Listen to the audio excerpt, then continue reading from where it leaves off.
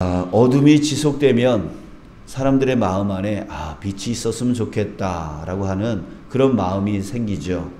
자, 그런 것처럼 예수님이 오시기 이전에 약 400년 동안 어둠의 시기가 있었습니다. 그것을 우리는 영적 암흑기라고 말하고요. 또 다른 말로는 신구약 중간기라고 합니다. 그래서 그 시간대에는 하나님께서 선지자를 보내지 않으셨어요. 하나님의 말씀을 선포하지 않게 하셨어요. 그래서 칠흑 같은 어둠의 영적 시기가 400년간 지속되었습니다.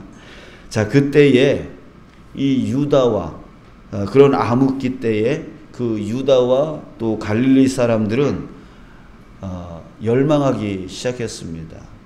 누구를 열망했냐면 바로 구원의 하나님이 오시기를 열망했습니다.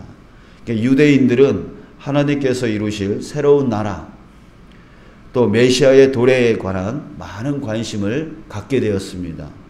또 그들은 하나님께서 오셔서 그들을 그 로마의 압제로부터 또 이방인들의 그런 핍박으로부터 이방인들을 몰아내고 로마를 몰아내고 하나님의 새로운 이스라엘을 여실이라고 기대했습니다. 또 하나님께서 언젠가 여호와의 날에 그들에게 오셔서 해방과 자유를 주시고 또 구원받은 이스라엘 백성만의 나라, 바로 다윗의 왕국과 같은 그런 나라를 세울 것에 대해서 확신을 했습니다. 자, 특히 그들 가운데 어떤 사람들은요, 유대교의 오랜 중심지인 예루살렘과 성전으로부터 거리를 두고 또 자기들만의 공동체를 이루어 살아가는 그리고 성경을 자체적으로 묵상하면서 살아가는 사람들이 생겼습니다. 기본적으로 예루살렘과 성전에서 정치와 종교의 권세를 누리는 제사장들이나 사두개인들과는 결을 달리했습니다. 그들은 스스로 자기들을 에세네파라고 불렀습니다. 예루살렘 성전과 거리를 둔 채 삶의 자리에서 성경을 묵상하고 해석하는 등 자기들만의 경건한 생활을 이어갔습니다. 자, 에세네파 사람들 가운데 또 그 가운데에서도 또 보다 더 적극적으로 그들만의 공동 생활을 하고 또 성경 묵상을 실천한 사람들이 또 있었어요. 바로 쿰란이라고 하는 공동체 사람들인데요. 이 사람들은 세속을 등지고 척박한 광야 한가운데로 나아가서 살았습니다. 그래서 그들만의 공동체를 일구었어요. 의로운 제사장이라고 불리는 지도자 아래서 엄격한 규율 가운데 정결한 삶을 추구했습니다. 성경을 묵상하고 성경을 필사하는 일에 매진했습니다. 그들은 광야에 응거하면서 광야에서 여호와의 길을 예비하라 라고 하는 그 이사야서의 그 말씀에 아주 충실하게 살아갔던 사람들이에요. 자, 그렇게 그들은 자기들만의 비밀스러운 공간인 그 광야에서 구원의 주로 오시는 하나님을 오롯이 열망하면서 금욕적인 삶을 살았습니다. 자, 이렇게 에세네파 또 그들 안에서 또 쿰란 공동체를 이렇게 보면은 당시 유대인들이 얼마나 메시아를 열망했는가, 얼마나 그 메시아를 바랬기에 그 광야로 나가서 그 금욕적인 삶을 살면서 좀 더 거룩한 삶을 살려고 애썼는가, 우리가 그것을 알 수가 있어요. 자, 그런데요, 그런 시대적인 배경 가운데에서 우리가 잘 알고 있는 한 사람이 나옵니다. 누굽니까? 바로 세례 요한이에요. 세례 요한이 그런 배경 가운데서 태어난 사람입니다. 그의 성장 배경은 우리는 알 수가 없어요. 자, 그러나 그의 삶을 보면 마치 바로 직전에 말씀드렸던 에세네파 또 그 안에 쿰란 공동체의 영향을 받은 것처럼 비슷한 부분들이 많습니다. 금욕적인 삶을 살았다거나 또 제사장 가문에서 태어났지만 그 모든 권세, 그 모든 자기가 누릴 수 있는 그 모든 편안함을 포기하고 광야로 나아가서 그 광야에서 얻을 수 있는 음식들을 먹으면서 평생을 살았어요. 또 에세네파와 같이 그도 메시아를 열망하는 그런 삶을 살았었습니다. 자, 그러나 그런 에세네파와는 달랐습니다. 에세네파는 신실했고 메시아 도래에 관한 소망으로 가득했지만 그들은 막상 메시아에 대해서 잘 몰랐어요. 그리고 추상적이고 관념적이었습니다. 머리로만 메시아에 대한 열망을 가지고 있었어요. 즉 실제적이지 못했다는 거예요. 뜬구름 잡듯이 열망했다라고 하는 거죠. 또한 에세네파 쿰난 공동체 사람들은 자기들과 다른 유대인들을 구별했습니다. 자기들만 올바른 신앙을 가진 자로서 생각을 했고 다른 유대인들은 세속화되었다라고 생각을 했습니다. 그래서 거리를 두었어요. 그래서 그들이 광야로 나가서 따로 공동체를 만들며 살아갔던 이유가 바로 그거예요. 저 유대인들은 너무 세속화되어 있다는 거예요. 하나님이 보내주신 그 메시아를 받을 만한 자격이 되어 있지 않다. 우리만이 그런 자격이 있는 자이다 라고 생각을 했다라고 하는 거예요. 자, 그러나 세례 요한은 메시아를 열망했지만 추상적이지 않았어요. 관념적이지 않았어요. 그런 메시아를 실제적 존재로 갈망했습니다. 하나님께서 당신의 의지와 사랑으로 메시아를 반드시 보내주실 것에 대해서 믿었습니다.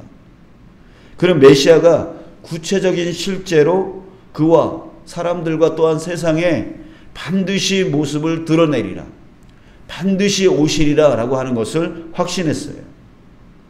자, 그러기에 그의 삶은 실제적이었습니다. 추상적이나 관념적이지 않았어요. 실제적이었어요.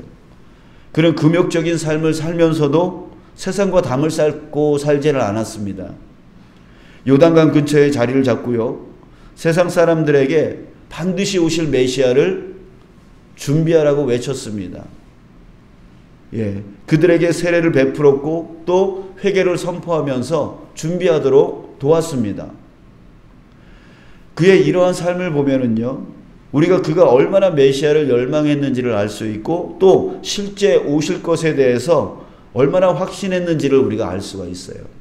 자, 여러분, 이렇게 삶을 보면 그 사람의 믿음을 볼 수가 있습니다. 그 사람의 믿음이 어떤 믿음인지를 우리는 알 수가 있어요. 추상적이고 관념적인 신앙, 그러니까 머리로만 신앙생활을 하려고 하는 그런 사람들, 그런 자들은요, 자신의 신앙이 다른 사람과 다르고 뛰어남을 자꾸만 증명하려고 해요. 나는 저 사람보다 믿음이 좋지, 나는 저 사람보다 신앙이 좋지, 이러면서 다른 사람과 자꾸만 신앙을 비교하려고 해요. 이런 사람들이 바로 추상적이고 관념적인 신앙을 가진 사람들이에요. 또 그들의 실제적인 삶을 보면 추상적이고 관념적인 말만 늘어뜨려 놓습니다. 뭐 신앙이 이렇다, 뭐 성경에 이렇다, 저렇다, 이렇다, 이렇게 그냥 말로만 자신의 신앙을 증명하려고 해요. 자신의 똑똑함만 자랑하려고 합니다. 그러나 막상 그의 삶을 보면은 그닥 실제적이지가 않아요. 실제적인 헌신이 없어요. 그리고 또한 성도들 간에 연합이 없어요. 같이 뭘 하려고 하질 않아요. 그런 것들이 적거나 없습니다. 입으로는 믿음이 회복되기를 원한다 하지만 자신의 삶의 그 방해물을 뛰어넘지를 못합니다. 오직 세상과 담을 쌓고 살아가는 거룩한 신앙인만 되려고 해요. 이게 바로 추상적이고 관념적인 신앙 가운데 있는 사람들의 모습입니다. 자, 그러나 예수님이 정말, 메시아가 정말 우리 삶에 실제로 역사하신다, 또 반드시 오셔서 천국을 완성하여 주실 것이다 라고 하는 이런 실제적인 믿음을 갖고 있는 사람들은요, 결코 가만히 있지 않습니다. 그냥 자신의 그 거룩한 신앙 가운데 머물러 있지 않아요.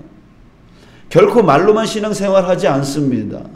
예수님이 이 땅에서 하시고 또 이 땅에서 하라 하신 그 말씀대로 실제로 살아가는 사람입니다. 왜 그럴까요? 실제로 역사하시는 그 주님의 도움을 받으며 살기 때문입니다. 또 그날을 준비하며 사는 것이 삶의 목적이 되기 때문입니다. 왜? 반드시 오실 것이기 때문에. 반드시 그 메시아가 다시 재림하여 오실 것을 확신하기 때문에 그것이 추상적이거나 관념적이지 않고 실제적인 믿음이기 때문에 반드시 그것이 삶의 목적이 되어져서 그날을 준비하며 살아가는 삶을 산다는 거죠. 바로 누구와 같이? 세례 요한같이요. 사랑하는 여러분, 우리의 신앙이 추상적, 관념적이지 않기를 간절히 바랍니다. 우리의 신앙이 정말 실제적이고 확신 있는 그런 신앙 되어지기를 간절히 바랍니다. 여러분들은 이미 그 어떤 것도 이겨내고 승리할 수 있는 사람이 됐습니다. 왜요? 왜입니까? 예수님이 실제 하기 때문입니다. 여러분들과 함께 하고 계시기 때문입니다. 예수님께서 우리에게 약속해 주셨잖아요. 세상 끝날까지 내가 너희와 항상 함께 있으리라. 어떤 생각 가운데 있는 분이 아니에요. 어떤 추상적인 그런 분이 아니란 말이에요. 실제 내 육적인 눈으로는 보이지 않지만 지금 이 시간에 예수님이 우리를 결코 떠나지 아니하시고 우리 가운데 역사하시며 우리의 기도를 들으시며 우리와 함께 동행하시며 우리가 부르짖을 때마다 역사하셔서 도우시는 분이 바로 우리 주님이십니다. 여러분들 그 주님을 믿으십니까? 그게 바로 실제적인 믿음이에요. 그저 추상적이고 관념적인 그런 말로만 하는 신앙, 그런 신앙의 주님이 아니에요. 실질적으로 우리 가운데 역사하셔서 우리를 지키시고 인도해 주시고 함께하여 주시는 그런 실제적인 주님이시라고요. 그렇기 때문에 여러분, 우리는 어떤 것도 이겨내고 또한 승리할 수 있는 사람이 이미 된 것입니다. 그러니까 여러분, 우리는 진자처럼 살면 안 돼요. 우리는 이미 승리한 자처럼 살아야 되는 거예요. 이미 승리한 자로 살아야 되는 거예요. 그래서 어떤 어려움이 오면 나는 이걸 능히 이길 수 있어. 이것이 바로 실제적인 믿음입니다. 나는 이 고난 능히 이길 수 있어. 이 아픔 능히 이길 수 있어. 이 어려움 능히 이길 수 있어. 이렇게 사는 사람이 바로 실제적인 믿음을 갖고 있는 사람이에요. 왜? 예수님이 내 곁에 계시니까, 나와 함께 계시니까, 나를 이끌어 주시고 나를 도우시는 분이 실제로 나에게 역사하고 계시니까, 이게 바로 실제적인 믿음, 우리가 가져야 될 믿음이라고 하는 것이죠. 그래서 실제적인 믿음을 갖고 있는 사람들은 결코 낭망하지 않습니다. 절망하지 않습니다. 뒤로 물러서지 않습니다. 고난이 오면 피하는 것이 아니라 고난이 오면 넘어가려고 합니다. 이기려고 합니다. 극복하려고 합니다. 이게 바로 나에게 실제적으로 역사하시는 그 예수 그리스도, 그 그리스도가 나와 함께 계시다라고 실제적으로 믿는 자들의 모습인 거예요. 또한 세례 요한은 겸손한 삶을 살았습니다. 이 또한 실제적이고 확신적인 믿음의 사람의 모습입니다. 사람들은 세례 요한이 혹 그리스도가 아닌가라고 의심을 했어요. 그래서 오늘 본문 22절에서 이렇게 묻습니다. 또 말하되 누구냐? 우리를 보낸 이들에게 대답하게 하라. 너는 내게 대하여 무엇이라 하느냐라고 질문을 해요. 혹 네가 그리스도가 아니냐라고 의심하고 있는 거죠. 자, 그때 세례 요한은 이렇게 말합니다. 23절 이르되 나는 선지자 이사야의 말과 같이 주의 길을 곧게 하라고 광야에서 외치는 자의 소리로라 하더라.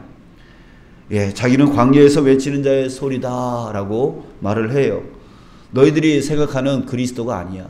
나는 광야에서 그 주의 길을 곧게 하게 그 사명을 하나님으로부터 받은 그런 외치는 자의 소리일 뿐이야. 이렇게 말합니다. 그는 남이 세워준다고 해서 의시되지 않았어요. 그는 자신의 위치 알았어요. 자신의 역할 분명히 알았어요. 그래서 그것을 위하여 온전히 나아갔던 사람이에요. 여러분, 겸손이 뭐예요? 바로 이거예요. 겸손이란 자신의 위치를 아는 사람입니다. 자신의 역할을 아는 사람입니다.